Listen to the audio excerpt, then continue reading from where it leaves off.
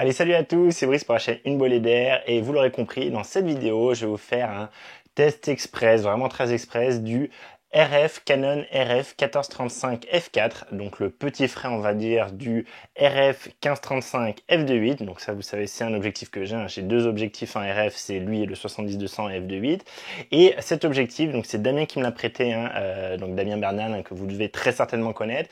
Il a déjà fait le test complet de cet objectif, je vous mets le test en fiche là-haut et vous l'avez également en description en bas, vous pouvez aller voir ça. Test de piqué, test poussé en photo, les aberrations chromatiques, voilà, tous les trucs vraiment à ce niveau-là, on va dire sur l'aspect optique de cet objectif. Moi, j'ai pas tellement les faire, j'ai juste regardé un peu le flair, mais allez voir son test à lui, il est très complet comme d'habitude. Et voilà, il a dit énormément de choses, en particulier pour la photo dessus. Et moi, je vais un peu essayer entre guillemets de compléter ça avec quelques points qui moi, vous savez, me tiennent beaucoup à cœur. Donc en particulier la stabilisation et le wobbling en vidéo, évidemment. Les points qui m'intéressent sur cet objectif, vous avez fait une news à l'époque, je vous mets ça également en lien ci-dessous, où je vous expliquais que voilà, je trouvais que c'était très bien, je trouvais vraiment c'était, je vous en avais déjà parlé dans une autre vidéo aussi, je trouve ça excellentissime que Canon propose de encore avoir 1 mm en plus à l'ultra grand angle, ils auraient pu faire juste un 15-35 f4 et basta pour avoir, on va dire, le petit frère et puis du coup peut-être quelque chose encore plus petit, mais eux ils se disent bah ok, on arrive à encore gagner 1 mm dans quelque chose de raisonnablement compact et du coup bah on le gagne et on le propose.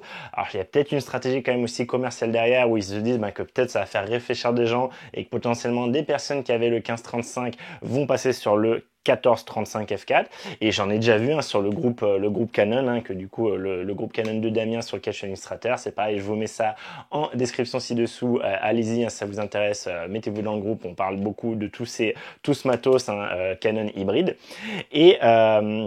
et du coup, je pense que c'est une très bonne chose qui propose 1 mm en plus, quelque chose de plus compact, avec par contre à côté de ça toujours un objectif aussi bien construit, c'est vraiment niveau construction, je vous le refais pas, Damien l'a fait, c'est vraiment exactement pareil. Cet objectif ultra grand angle est stabilisé, il a bien l'OIS, donc ça c'est un des trucs qui m'intéressait beaucoup, voir ce que donne cet OIS, en particulier en vidéo, donc on va voir ça. Deux choses, une chose c'est que le plan soit stabilisé, que ce soit pas complètement en train de bouger dans tous les sens, et l'autre chose encore plus importante pour moi, je préfère que ce soit moins stabilisé et qu'il n'y ait pas ça, c'est le wobbling, les déformations en arrière-plan. Là, je vous ai affiché ce que ça pouvait donner. Ça, moi, c'est hors de question. Vraiment, ce plan qui a l'air de bouger comme ça en arrière-plan, vraiment de se décaler comme ça. Et ça, moi, c'est pas possible. Ça, vraiment, c'est la gerbe et je déteste ça. Et du coup, donc, voir ce que ça va donner en vlog.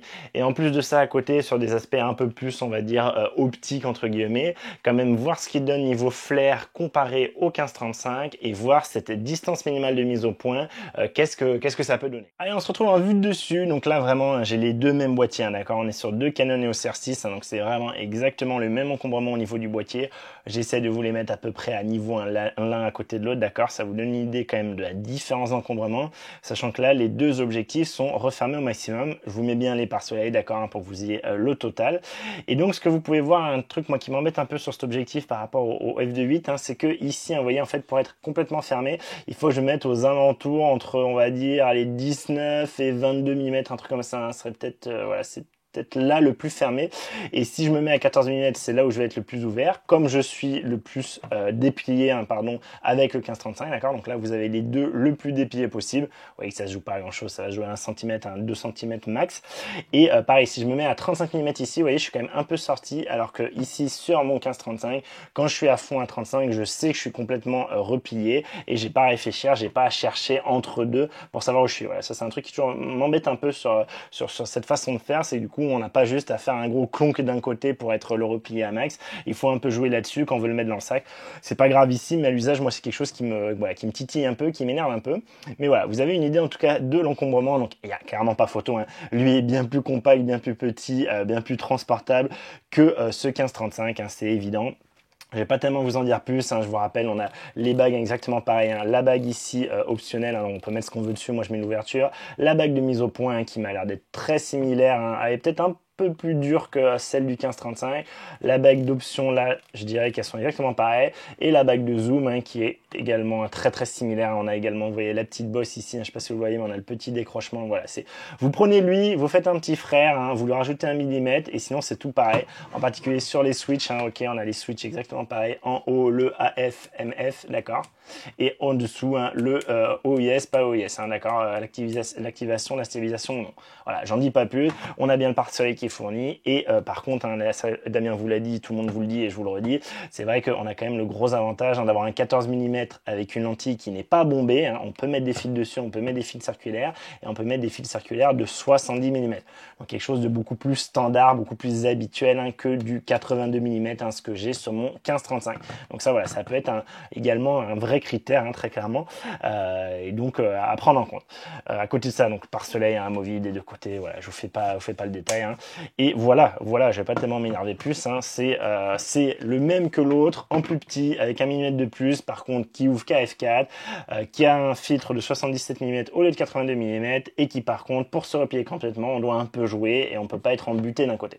Voilà, j'en dis pas tellement plus, et je vous montre ce que ça peut donner niveau encombrement dans un sac, hein, pour vous donner une idée. Je vous montre du coup, hein, en tenant à la main, mais c'est juste pour vous illustrer ça, pas besoin que ça soit super propre. Là ici j'ai mon Shimoda Explore V2, hein, qui vient de sortir, je l'ai baqué, donc il n'est pas encore dans le commerce, hein. Je sors ce test très bientôt, hein, du coup abonnez-vous, tout ça. Vous voyez ici, hein, du coup le R6 avec le 1435 F4, hein, qui est monté ici, même avec le petit bouchon, hein, le capuchon d'objectif. Et vous voyez que bah, par exemple, hein, ici j'arrive à le rentrer, hein, d'accord, alors là je l'ai rentré un peu au forceps, mais ça rentre là-dedans, et même, hein, je peux le rentrer, ok, à la verticale, hein, d'accord. Ici, vous voyez que là, vous verrez dans mon test, hein, mais ici, ça dépasse, mais ça dépasse pas suffisamment pour que ça me gêne quand j'ai sur le dos. Et donc, je pourrais même mettre le sac comme ça, d'accord. Je vous montre ce que ça donne du coup avec ici le 1535 f2.8, pardon.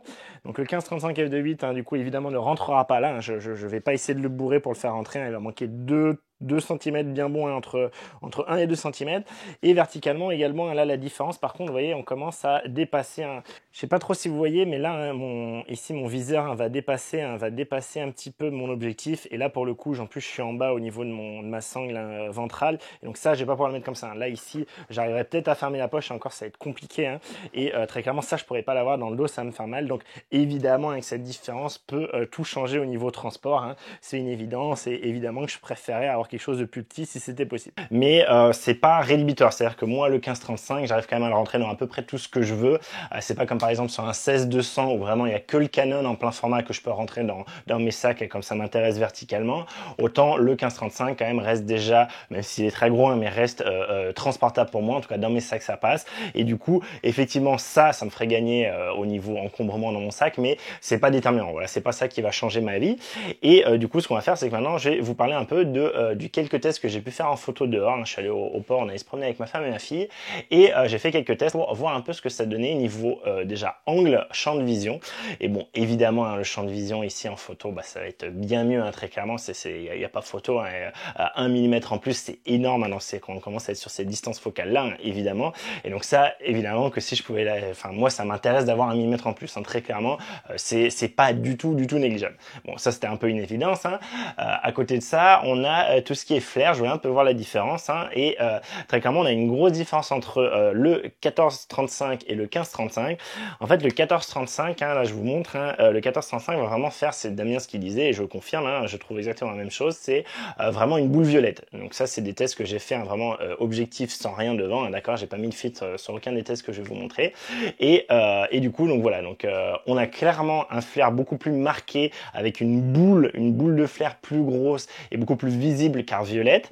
Et vraiment ce qui est intéressant, c'est qu'il a tendance à partir plus vite, c'est-à-dire qu'on va plus le voir quand il est là, mais il va être un peu moins souvent là que sur le 15-35, où le 15-35 on va avoir une petite boule un peu blanche jaunâtre, plus petite, mais on va même pouvoir avoir plusieurs petites billes qui se suivent, vous savez, plusieurs petites perles, et par contre elles vont durer un peu plus longtemps, on va les avoir un peu plus longtemps, au-dessus, en dessous, et du coup, donc ça c'est un peu, voilà, une façon à chacun de voir. Je pense que je préfère quand même le flair du 15-35, mais je trouvais plus facile d'éviter sur site, sur place. Déjà on le voit mieux, c'est-à-dire que quand j'ai mon œil dans le viseur, de suite je vois la boule violette, je me dis ok, il y a du flair, ce qui est pas forcément le cas avec le 15-35, hein, selon les conditions, et en plus j'arrive quand même, j'avais il y avait moins de moments où il était là, et donc potentiellement on peut un peu recomposer pour plus vite le faire disparaître. On peut un peu plus zoomer en particulier, mais également juste recomposer sa scène pour plus vite le faire disparaître. Donc voilà, donc ça c'est une première chose. Donc là je dirais pratiquement un partout balle au centre, hein. Je sais pas s'il y en a un mieux que l'autre, dites-moi ce que vous en pensez en commentaire. Pour moi voilà, il n'y en a pas un qui est catastrophique par rapport à l'autre, c'est deux façons de faire un peu différentes. À côté de ça, j'ai regardé un peu les déformations, donc là tout ce que je vous montre c'est les JPEG bruts sortis de boîtier. Alors là j'ai vu sur le test de Damien des commentaires des gens qui n'avaient pas compris du tout. Cet objectif se corrige très bien en fait, cet objectif se corrige très bien. En interne directement avec le JPEG il se corrige très bien, et si vous avez des RAW et que votre logiciel prend en compte déjà cet objectif là, moi c'est pas mon cas parce que j'ai pas le dernier par exemple Capture One, la correction se fait tout de suite, la correction même dans les RAW se fait tout de suite. Il y a des gens qui en voyant les RAW bruts non traités de Damien, et ce qu'il disait c'est que quand il montrait les RAW bruts, et on voyait qu'on avait énormément de vignettage sur les côtés, et Damien expliquait qu'il pense que même en fait à la base c'est pratiquement un 12 mm ce truc là, et que c'est ensuite le boîtier soit dans le JPEG, soit nous quand on fait un traitement sur le RAW, où on retombe sur du 14 mm. Et donc il disait à mon avis c'est un 12 mm à la base, mais le 12 mm c'est bien en ayant du coup le vignettage, et quand vous coupez le vignettage, ce que fait naturellement le boîtier, ce que j'ai fait correction de déformation, correction de vignettage, moi tout ce que je vous montre c'est du vrai 14 mm, et voilà, il n'y a pas à tortiller. Donc voilà, c'était juste pour préciser ça, on a bien du 14 mm, pas de vignetté. Moi je trouve que le vignettage est très inexistant, hein, pas inexistant, mais peut-être on voit certaines ouvertures, allez voir le test de Damien, mais voilà, moi vous savez je suis pas très sensible à ça, et honnêtement pour moi ça passe largement, c'est vraiment pas un critère en tout cas sur celui-là. Donc 14 mm, pratiquement pas de vignettage. Niveau des formations, pareil, à partir du moment où on active la correction des déformations, bah, c'est pareil, on a quelque chose qui moi je trouve très correct, hein, sur du 14 mm. Évidemment que voilà, c'est pas parfait, mais on est sur du travail en rectangle, et moi c'est pareil, c'est quelque chose qui ne me choque pas. En photo toujours, j'en ai profité pour faire un petit test, hein, de distance minimale de mise au point, une comparaison entre les deux objectifs, et donc sur un espèce de panneau, hein, pour un gilet de sauvetage, et très clairement, hein, vraiment il n'y a pas photo, la distance minimale de ce 14-35 est très impressionnante. À 35 mm, on peut, voilà, je vais pas dire que c'est de la macro, hein, ça serait complètement abusé, mais on commence à vraiment énormément s'approcher du sujet, et à 14 mm, enfin dans tous les cas quand on s'approche de notre sujet, on est limite pratiquement à toucher le sujet, hein, d'accord, c'est tellement on est prêt, et la distance de mise au point est toujours par rapport au capteur, d'accord. Donc avec la longueur de l'objectif, c'est quand même très impressionnant, et très clairement, hein, je vous montre des comparaisons, hein, on se rapproche beaucoup plus avec le 14-35 qu'avec le 15-35, il n'y a pas photo là-dessus, et ça c'est quelque chose qui moi typiquement si je le prenais peut-être potentiellement en balade, même si je suis en balade je prends mon micro 4 tiers en vrai, mais où ça du coup pouvoir m'approcher plus pour pouvoir faire des photos de bestioles, des photos de fleurs, des choses comme ça, très clairement lui est bien meilleur que le 15-35, il n'y a pas photo là-dessus, hein. Voilà, je pense que c'est évident avec mes exemples, et si ça n'est pas, je vous le dis à l'usage, hein, sur mon petit usage que j'en ai eu, c'était évident, il n'y avait pas photo. Allez, on passe à l'aspect vidéo, et je vous retrouve là avec ce que vous êtes habitué à me voir, hein, dans mes vidéos, c'est-à-dire le 15-35 f2.8. Donc du coup, comme d'habitude, c'est-à-dire que je suis avec la stabilisation activée sur l'objectif, l'OIS. J'ai également la stabilisation numérique activée, donc le premier niveau, pas le mode, je sais plus comment il appelle, optimisé, que moi j'aime pas du tout. Je vous invite à aller voir, hein, le test que j'avais fait là-dessus. Donc là, ouais, vous avez le petit crop de la stabilisation numérique, et je suis à 15 mm, donc c'est ce à quoi vous êtes habitué à me voir. Pour information, pour tout vous donner, je suis, donc les deux c'est avec le R6, hein, je vous rappelle. Là je suis à 4K 24 fps, je suis en luminosité, en balance des blancs auto, les deux seront à F8, fixe à F8, donc je me suis mis en manuel. J'ai laissé les ISO auto, je me suis basé à 1/50 de seconde évidemment, vu que je filme à 24 fps. Je n'ai aucun filtre, hein, parce qu'il fait gris, et du coup j'ai pas spécialement besoin de filtre, hein, du tout ici. Donc du coup les deux seront comme ça sans filtre, vous aurez vraiment l'image sans aucun filtre, sans rien. Et voilà, je vérifie, donc F8, 1/50 de seconde, ISO auto, j'ai regardé, j'oscille entre 100 et 300 en gros, hein, sur ce que j'ai vu vite fait juste avant. Et donc là je vous rappelle, à 15 mm, et vous voyez que je change déjà pas mal de fois de main, parce que l'ensemble, hein, R6 plus le 15-35 f2.8, c'est quand même lourd, hein, je sais plus combien ça fait exactement, mais je crois qu'on est à plus de 3 kg, hein, quand même, on est à pas mal plus de 3 kg même, donc ça fait que ça fatigue, hein. Là vous voyez, j'ai le bras, comme je vlog habituellement, donc à demi tendu, je tiens, là c'est si j'étais complètement tendu, je tiens l'objectif, je tiens l'ensemble par le fût de l'objectif, et c'est vrai que ça fait lourd quoi, ça fait lourd, et du coup souvent vous me voyez, hein, vous m'avez souvent fait remarquer, ouais tu changes souvent de bras, c'est que ça doit quand même pas être très léger ce combo là, c'est clairement pas léger, hein, très clairement. Je préfère 1000 fois vlogger avec les oiseaux qui passent, je préfère 1000 fois vlogger avec évidemment mes Olympus, hein, mon micro 4 tiers qui est beaucoup plus léger, beaucoup plus pratique à prendre en main, beaucoup plus agréable. Je vais pas me faire chier dessus. Et du coup voilà, donc très clairement ce combo est lourd, et donc ça c'est une des choses qu'on va voir. Ok, donc je viens de passer sur le 14-35, donc je suis à 14 mm, donc je sais pas, moi c'est vrai que sur le petit écran c'est un peu dur à dire, mais j'ai l'impression que je vois quand même plus mon dessin en bas. Alors il y a évidemment, voilà, ça me met pas forcément en valeur avec un ultra grand angle comme ça, mais je pense que quand même ça se voit pas mal, un l'angle en plus, hein. Regardez autour de moi, je vous montre un peu sur le côté, et la première chose que je peux vous dire c'est, vous voyez, je sais pas trop où le prendre. Attends, est-ce que si je le prends comme ça, on va voir? Parce que si je le prends comme ça, si ça y est, voilà, là je le reprends par l'objectif, mais au début, de base, j'ai eu tendance de le prendre par dessous, vous savez, par ma plaque, hein, un peu au niveau de l'objectif et un peu en dessous au niveau de ma plaque dual plate de Peak Design pour le capture, hein. Le truc qui est là, si vous savez pas ce que c'est, je vous invite à aller voir meilleur accessoire du monde en photo, je vous le dis à chaque vidéo. Et du coup, voilà ce que ça donne avec le 14 mm, et je suis, voilà, je vais marcher comme ça et un peu vous parler, hein, comme je l'ai fait avec le 15-35, voir si oui ou non ça change grand chose niveau poids. Je vous le dis en main très clairement, hein, si je prends les deux, un dans chaque main et que j'inverse, hein, je sens très clairement que j'ai beaucoup plus de poids avec le 15-35 qu'avec le 14-35. C'est très net, hein, c'est très clair. Maintenant, est-ce que à l'usage, hein, ça va être vraiment si marqué que ça?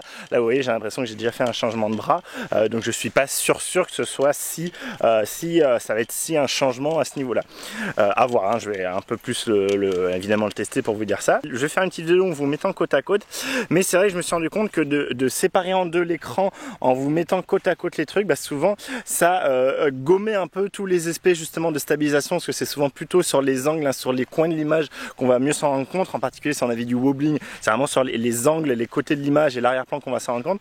Et du coup je me suis rendu compte, hein, que vous faire les deux côte à côte, hein, c'est ce que j'avais fait un moment, et vous avez vu qu'après, hein, j'ai essayé quand même, quand je vous les mettais côte à côte, de souvent vous montrer une image puis une autre image en plein écran, et donc là c'est pour ça que j'ai fait l'un puis l'autre, et parce que je pense que c'est plus intéressant, je pense qu'il vaut mieux que vous voyez un sentiment général plutôt que vraiment essayer de regarder côte à côte, est-ce que là ça bouge un peu plus, est-ce que là c'est un peu plus bizarre, il y a un peu plus de wobbling, etc.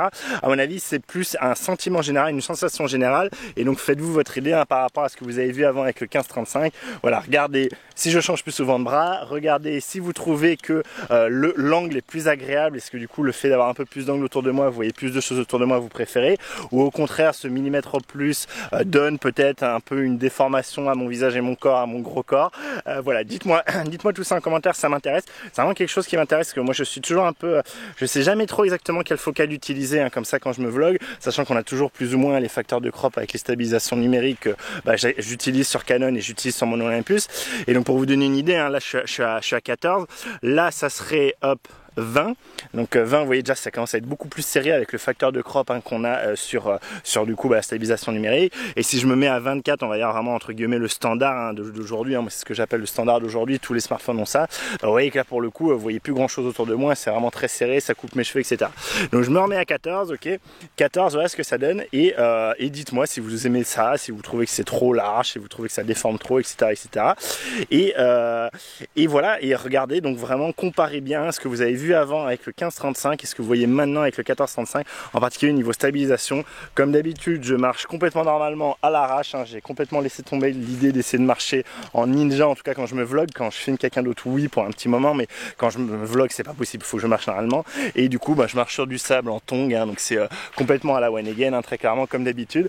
Donc voilà, comparez tout ça, dites-moi en commentaire ce que vous en pensez, et on va passer certainement à la comparaison, du coup, face à face des deux. Ok, hein, je parle un peu plus fort parce que je suis derrière les micros.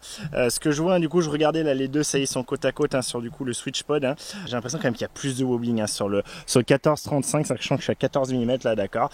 Je vais essayer de me mettre à 15, hein, je vais essayer d'être à peu près sur le même champ de vision, d'accord. À une vache près, hein, sachant que de toute façon les angles sont pas forcément parfaits.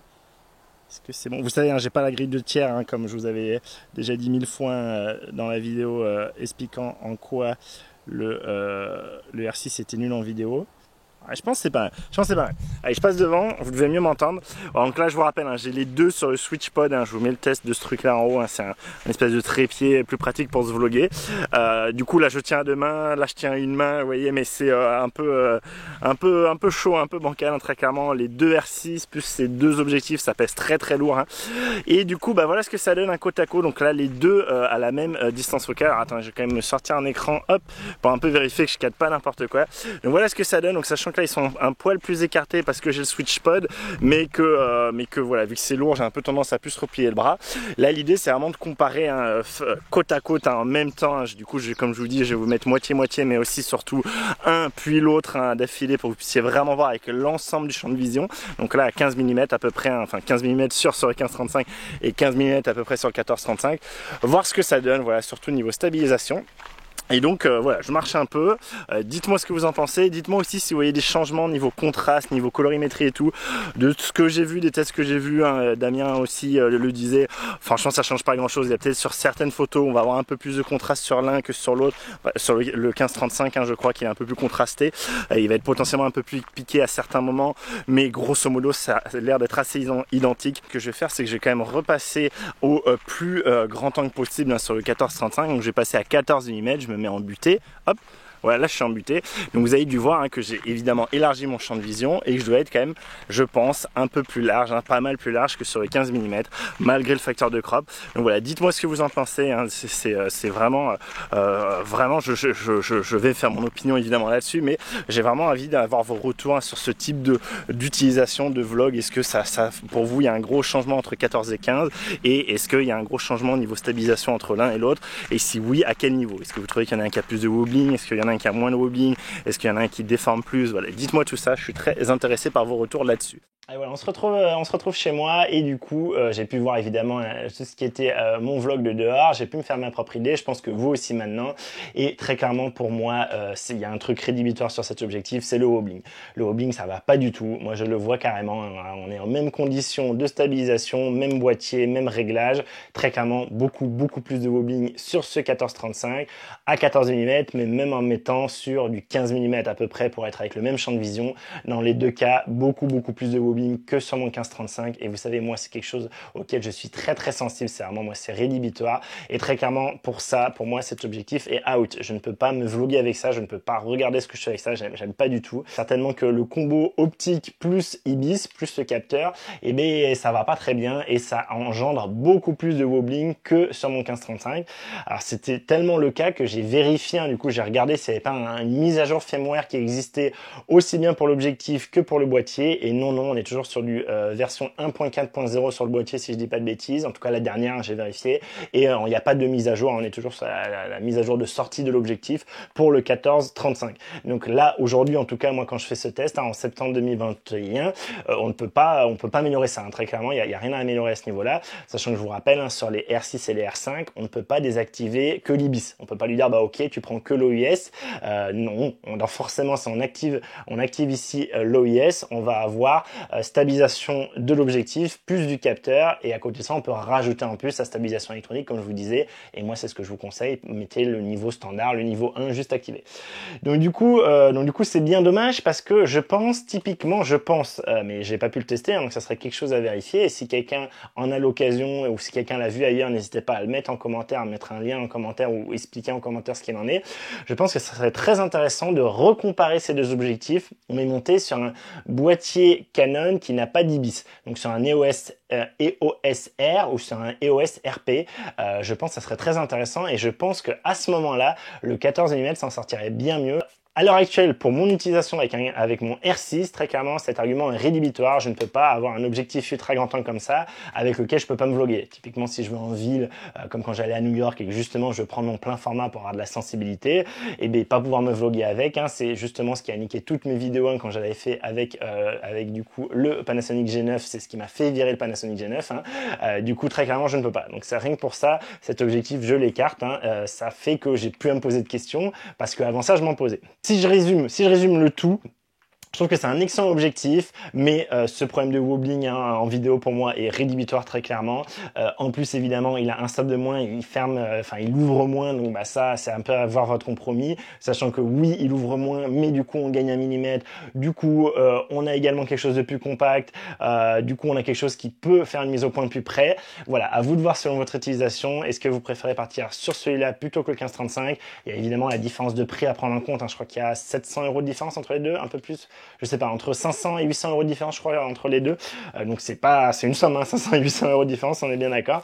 Donc voilà, tout ça, maintenant, c'est à vous de faire votre sauce, comme d'habitude. Moi, je vous donne mon ressenti pour mon usage. Maintenant, à vous d'extrapoler pour votre utilisation. Mais moi, si je résume, cet objectif, quand il était sorti, je vous avais dit, c'est pas pour moi.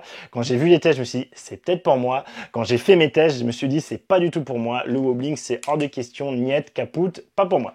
Donc voilà, j'espère que ce test vous a plu. Si c'est le cas, n'hésitez pas à le liker, le partager, ça fait du bien à la vidéo, ça fait du bien à la chaîne, ça montre que ça vous intéresse et que ça me motive pour continuer. Si vous avez des questions, des commentaires, des remarques, si vous avez cet objectif, que vous avez peut-être aussi testé le 1535, voilà, si vous avez des questions, vous voulez savoir des choses en plus, n'hésitez pas à me le poser en commentaire ci-dessous. Je finis en remerciant à nouveau énormément Damien, évidemment, qui m'a prêté non seulement l'objectif, mais également le R6, donc voilà, super sympa comme d'habitude Damien, merci infiniment. Je vous rappelle, allez voir sa vidéo beaucoup plus poussée sur l'aspect optique, l'aspect piqué, etc. Aussi, n'hésitez pas, n'oubliez pas de vous abonner et d'activer les notifications sur ma chaîne si ce genre de vidéo vous plaît, ce genre de test. J'ai pas mal de choses qui vont arriver très prochainement, en particulier le test du 8-25 qui est celui qui a filmé toute cette vidéo, toute cette vidéo à part les plans DR6, c'est fait avec le 8-25, donc voilà, ça va sortir dans pas longtemps. Et également un test en particulier du sac Shimoda Explore V2 en 35 litres que vous avez aperçu sur l'encombrement. Ça aussi, ça va sortir très prochainement, donc si tout ça vous intéresse, abonnez-vous, activez les notifications et de façon générale, ça fait du bien à la chaîne et ça me soutient. Je vous donne rendez-vous dans la prochaine vidéo. D'ici là, je vous souhaite de faire de belles photos, de belles vidéos et de vous faire plaisir. Allez, salut!